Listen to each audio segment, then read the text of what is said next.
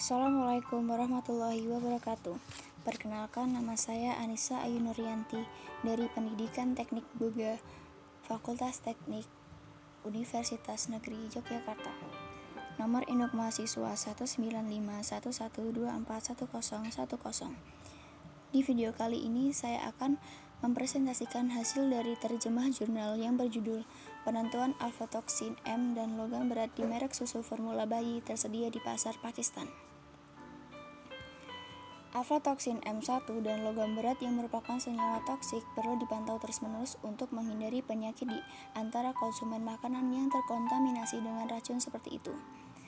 13 merek susu formula bayi yang tersedia secara komersial tersedia di pasar Pakistan dianalisis untuk penentuan kuantitatif AFM dan logam berat.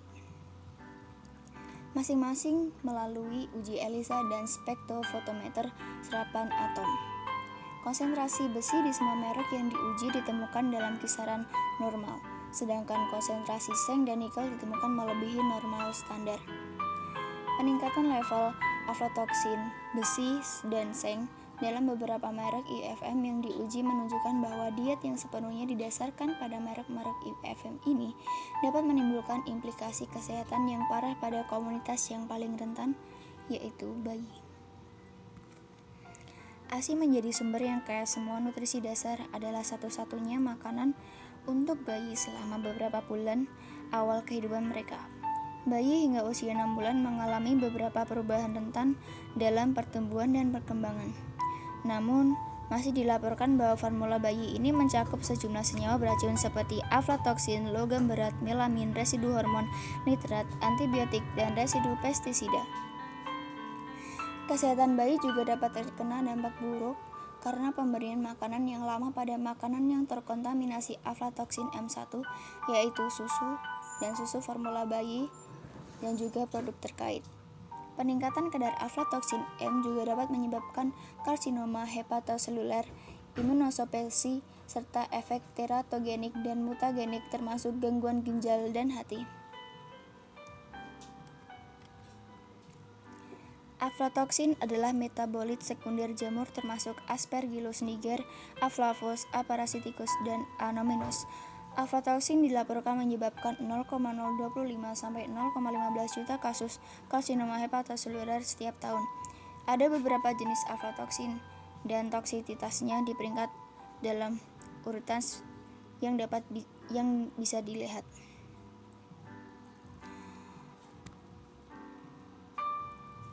Selanjutnya adalah logam berat. Logam berat adalah unsur-unsur yang memiliki kepadatan lebih tinggi dari 5 gram per cm dan antara yang paling beracun adalah arsen, Pb, merkuri, dan Cd. Meskipun zinc dan iron adalah di antara mikronutrien penting yang memiliki berbagai fungsi biokimia dalam tubuh manusia, unsur-unsur ini dapat menyebabkan toksitas ketika dikonsumsi dalam konsentrasi yang lebih tinggi. Logam berat dapat masuk ke tubuh manusia jika terhirup dan tertelan. Asupan logam pada bayi terutama tergantung pada bioavailabilitas kandungan logam dalam makanan berbasis susu. Beberapa gangguan kesehatan termasuk kerusakan sel, jaringan dan tulang, kegagalan paru-paru dan ginjal, kanker paru-paru dan darah, dan osteoporosis juga anemia berhubungan dengan asupan logam berat.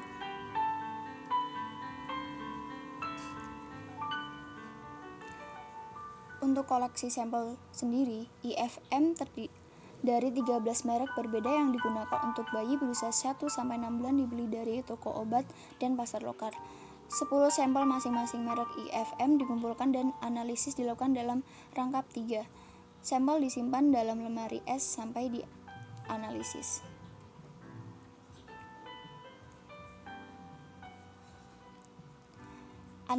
Analisis AFM dalam IMF. Yang pertama adalah IMF bubuk, diambil dan dicampur dengan 10 ml air suling atau deionisasi. Sampel dihilangkan lemaknya melalui sentrifugasi selama 10 menit. Lapisan atas lemak dihilangkan dengan hati-hati dengan menggunakan spatula. Sampel susu tanpa lemak digunakan untuk penentuan AFM melalui ELISA kit. Untuk Protokol uji ELISA sendiri, yaitu analisis untuk AFM, dilakukan sesuai dengan pedoman yang disediakan dalam manual kit. Sampel yang dihilangkan lemaknya, larutan standar dan kosong masing-masing 100 ml ditambahkan ke sumur masing-masing dan diinkubasi dalam gelak selama satu periode, yaitu 1 jam. Situs pengikatan antibodi spesifik di setiap AFM bebas terikat tersedia dalam sampel atau standar. Setelah inkubasi, larutan yang tersisa di setiap sumur dibuang dan sumur dicuci 3 kali dengan buffer pembilasan. Kemudian ditambahkan ke masing-masing sumur dalam jumlah 100 ml. Plat sekali lagi diinkubasi dalam gelap pada suhu kamar selama 30 menit.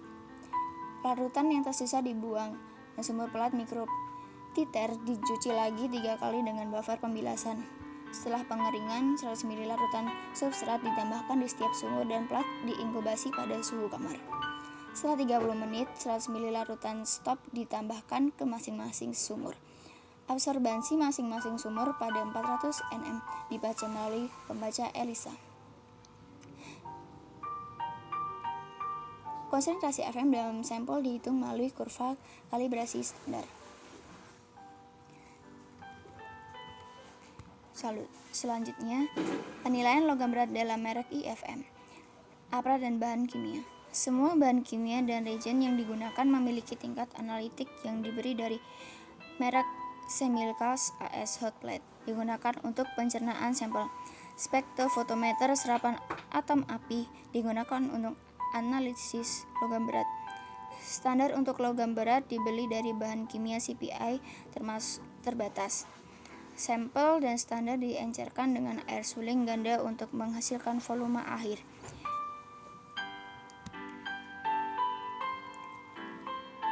Hasil dan diskusi. Hasil rata-rata level AFM di berbagai merek IFM analisis statistik mengungkapkan perbedaan yang signifikan dalam konsentrasi AFM di berbagai merek IFM.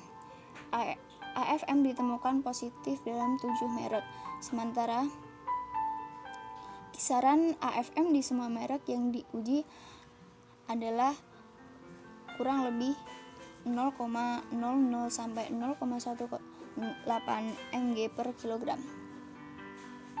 Batas yang diizinkan Uni Eropa untuk AFM dan sampel IFM adalah 0,025 mg per kilogram. Studi saat ini mengungkapkan bahwa 30,76% dari sampel merek IFM ditemukan melebihi batas maksimum yang diizinkan yang ditetapkan oleh Komisi Eropa.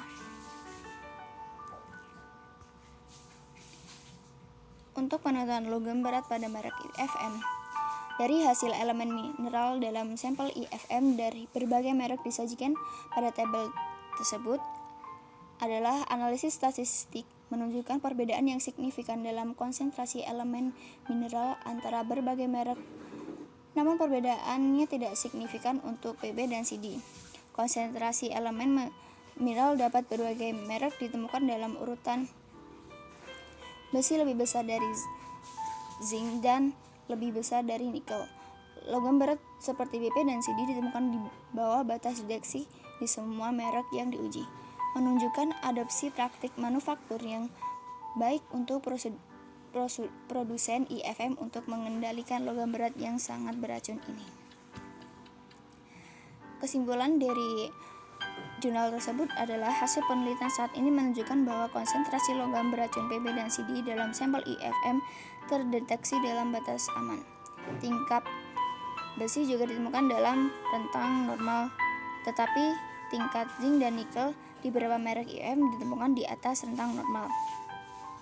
Analisis AFM dalam sampel IFM mengungkapkan bahwa 30,76% sampel susu formula bayi melebihi batas maksimum yang diizinkan UA, yang mungkin mengakibatkan toksitas parah pada bayi yang dikompromikan imunitas kelompok usia.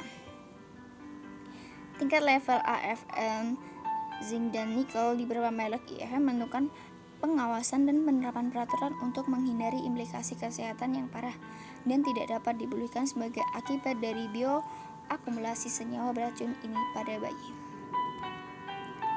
Sekian presentasi dari saya, kurang lebihnya mohon maaf. Wassalamualaikum warahmatullahi wabarakatuh.